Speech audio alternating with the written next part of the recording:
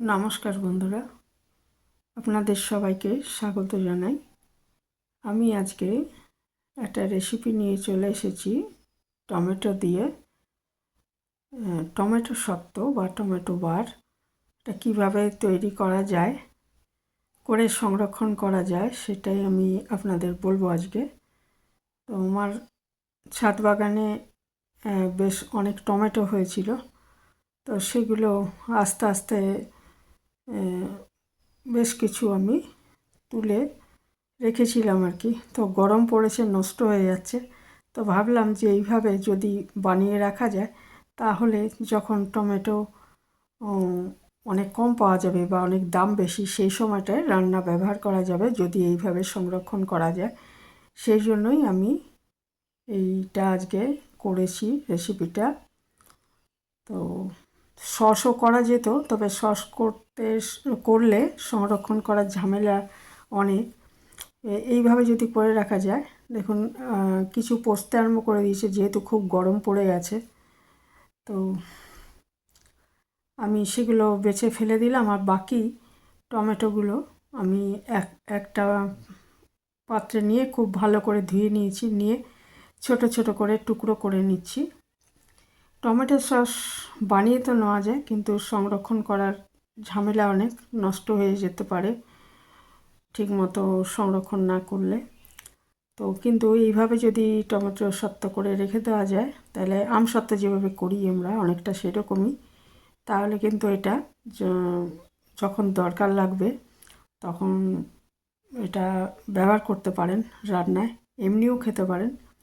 আমসত্ত্ব যেমন এমনি খায়। তো এটা আমি ভালো করে কেটে ধুয়ে নিয়েছি। তারপরে ছোটো 1 কাপ জল দিয়ে আমি এটাকে সেদ্ধ করে নিচ্ছি আগে।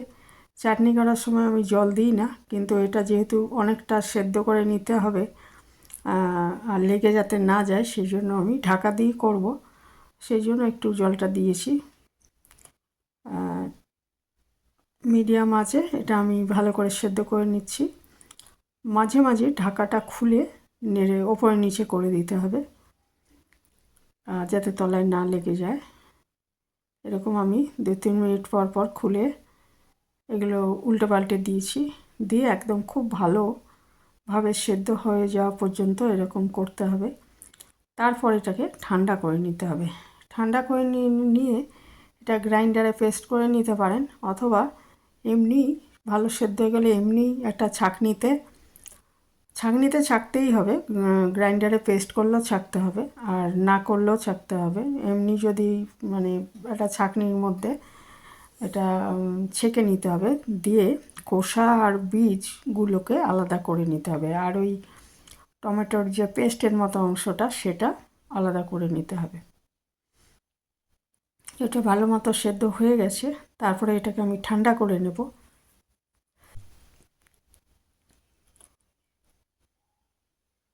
এটা ভালো মতো সেদ্ধ হয়ে গেলে এটাকে গ্যাসটা বন্ধ করে এটা ঠান্ডা করে নিয়ে তারপরে যদি পেস্ট করতে চান পেস্ট করে নেবেন, অথবা এমনি ছাঁকনিতে ছেঁকে নিতে হবে।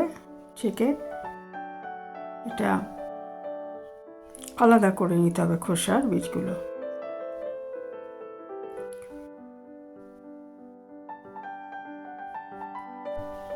আর ওদিকে আমার একটা মশলাও করে নিতে হবে। সেটা হচ্ছে ধনে, জিরে আর মৌরি, এটা শুকনো খোলায় ভেজে গুঁড়িয়ে নিতে হবে। আর পাঁচফোড়নও ব্যবহার করা যায়, কিন্তু এটা যদি তরকারিতে দিতে চান তাহলে পাঁচফোড়নটা না গুঁড়ো করাই ভালো। আমি পাঁচফোড়ন দিইনি, আমি শুধু ওই জিরে, ধনে আর মৌরি 1 চামচ করে নিয়ে এটা গুঁড়ো করে নিয়েছি। ইচ্ছে করলে শুকনো লঙ্কাও একটু গুঁড়ো করে নেওয়া যায়, তবে আমি চিলি ফ্লেক্স দিয়েছি আর গুঁড়ো লাল লঙ্কা দিয়েছি পরে, সেই জন্য আর শুকনো লঙ্কাটা গুঁড়ো করিনি। এটা সেদ্ধ হয়ে গেছে, ঠান্ডা করে নিয়েছি। এবারে এটা ছাঁকনির সাহায্যে আমি পেস্টটা আলাদা করে নেব, টমেটো পেস্টটা, আর খোসাটা আর বীজটা আলাদা করে দেব। আমরা যখন টমেটোর স্যুপ বানাই তখনও আমরা এইভাবে করি, সেদ্ধ করে নিয়ে তারপরে এটা করে আলাদা করে নিই। এইটা এটা হলো, সেটা তো অল্প জাল হয় পরে, আর এটা হচ্ছে অনেকটা সময় জাল দিতে হবে। এটা ভালো করে ছেঁকে নিয়ে আর ওইদিকে আমি ওই মশলাটা তো করে নেব। যে এরকমভাবে ছেঁকে নিতে হবে আর বীজ আর ইয়েটা আলাদা করে দিতে হবে। তারপরে দেখুন আমি পুরো এটা ছেঁকে নিয়েছি, আর এটাকে এবারে একটা জাল দেব। তবে তার আগে আমি ওই মশলাটা করে নিচ্ছি, যেটা বললাম যে ধনে, জিরে এবং মৌরি, এই তিনটে 1 চামচ করে নিয়ে শুকনো খোলায় ভেজে গুঁড়ো করে নিচ্ছি।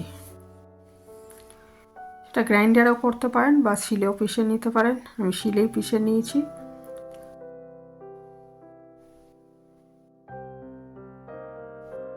এটা ভাজা গন্ধ ছেড়ে গেলে তারপরে এটাকে আঁচটা, কড়াইটা নামিয়ে ওটা গুঁড়ো করে নেব। আর এই কড়াইয়ের মধ্যেই আমি ওই যে টমেটোর যেটা ইয়েটা পেস্টটা বার করে রেখেছি, এই যে মশলাটা গুঁড়ো করে নিয়েছি, সেটা জাল দেব। তো আরেকটা জিনিস, সেটা হচ্ছে যে 2 চামচ ভিনিগার নিয়ে নিয়েছি একটা বাটিতে, আর 1 চামচ নিয়েছি কর্নফ্লাওয়ার। ভিনিগারটা হচ্ছে সংরক্ষণে সাহায্য করবে, আর কর্নফ্লাওয়ারটা এর মধ্যে গুললাম, কারণ জল আর দেবো না, কারণ জলটা দিলে সেটা খারাপ হয়ে যাবে। ভিনিগারের মধ্যে এই জন্য গুলে নিলাম কর্নফ্লাওয়ারটা। কর্নফ্লাওয়ার হচ্ছে যে পেস্টটা আমার ইয়েটা বার করেছি, সেটা তো জাল দিয়ে আমি কমাবো, তো সেই কাজটা মানে ওটাকে ঘন করতে সাহায্য করবে, সেই জন্য ওটা করে নিয়েছি। আর এখানে আমি হাফ কাপ মতো চিনি দিয়ে দিলাম এটার মধ্যে। এটা যে পরিমাণ করবেন সেই বুঝে চিনিটা দেবেন। এটা চিনিটা শুধু রান্নার কাজে ব্যবহার হলে চিনিটা না দিলেও চলতো, কিন্তু এটা যদি শুধু খেতে চান তাহলে একটু চিনি দিলে ভালো লাগবে খেতে। আর দিয়ে দিচ্ছি পরিমাণ মতো বিট লবণ। বিট লবণ আর এমনি সাধারণ লবণ মিশিয়েও করতে পারেন, আমি শুধু বিট লবণই দিয়েছি এখানে, হাফ চামচ মতো বিট লবণ দিয়েছি। তারপরে এটা একটু টেস্ট করে দেখতে পারেন যে আর লাগবে কি না, সেই বুঝে আরেকটু নুন দিতে হবে। তাহলে চিনি আর বিট লবণ দিয়ে এটা কিছুটা জাল করে নিচ্ছি। এর মধ্যে একটুখানি হলুদ মিশিয়ে দিচ্ছি, আর একটু লঙ্কা গুঁড়োও আমি দিয়ে দেবো।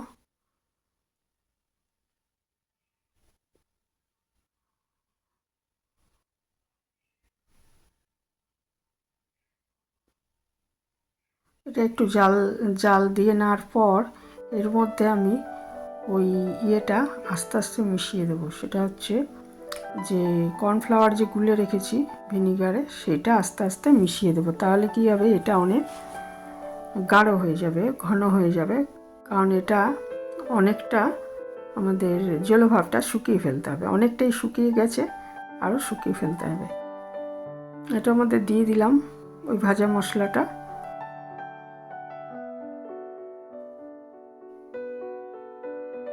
দিয়ে নেড়ে দিচ্ছি।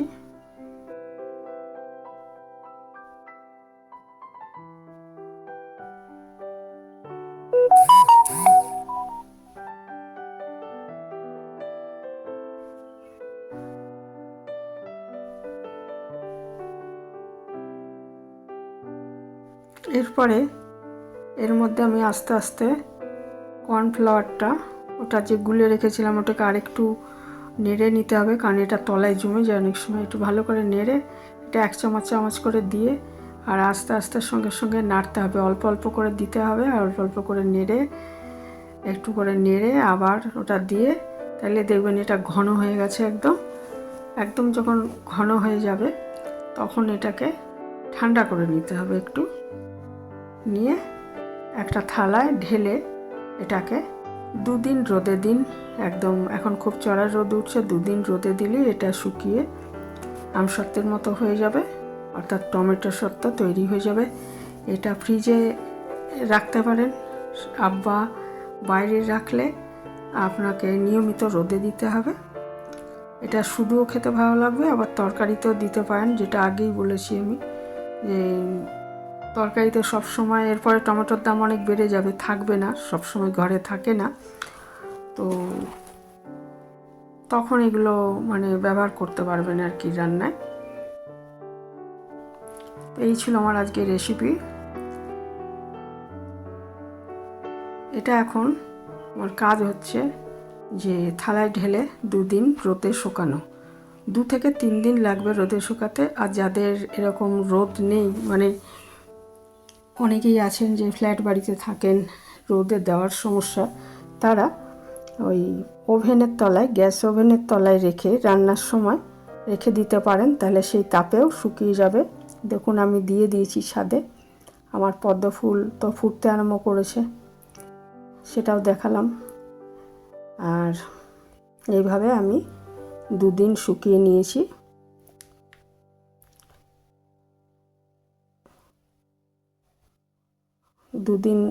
দু দিন থেকে 3 দিন শুকালেই দেখবেন এটা একদম উঠে আসছে। তখন এটা মনের মতো শেপ দিয়ে রোল করে রাখতে পারেন, বা 3 কোনা বা 4 কোনা করে কেটে রেখে দিতে পারেন।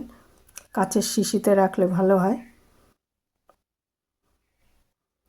শুকিয়ে গেলে এরকম সাইড দিয়ে এই একটা ছোড়া ইয়ে দিয়ে আর কি, যেটা ইয়ের নাইফগুলো থাকে, কিচেন নাইফগুলো, ওগুলো দিয়ে একটু এরকমভাবে ইয়ে দিলেই, এরকমভাবে পাশ দিয়ে একটুখানি ছাড়িয়ে নিলেই এটাকে আপনি তারপরে এটা মনের মতো শেপ দিয়ে রাখতে পারবেন। এইভাবে গুটিয়ে রাখতে পারেন, অথবা 3 কোনা বা 4 কোনা করে কেটে রাখতে পারেন। এখানেই শেষ করলাম। ভালো থাকবেন সবাই। ভিডিওটা দেখার জন্য ধন্যবাদ।